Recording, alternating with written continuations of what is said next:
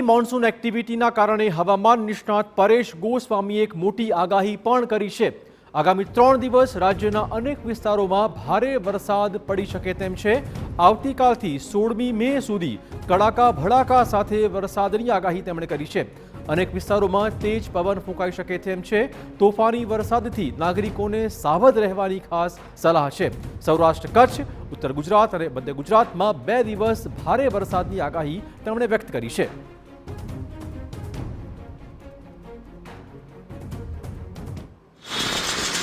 હજુ પણ આવનારા 3 દિવસ સુધી એટલે કે આવતીકાલે 14, 15 અને 16 મે એ મે મહિનાની 14, 15 અને 16 મે આમ 3 દિવસ સુધી હજી રાજ્યની અંદર પવન સાથે અને ગાજવીજ સાથે વરસાદની શક્યતાઓ છે। જ્યાં વરસાદ પડે ત્યાં ભારે પવનની સ્પીડ જોવા મળે તેવી શક્યતાઓ છે। એટલે ખાસ કરીને દરેક ગુજરાતીઓએ સાવધાન રહેવાનું છે, કેમ કે આ તોફાની વરસાદ હશે।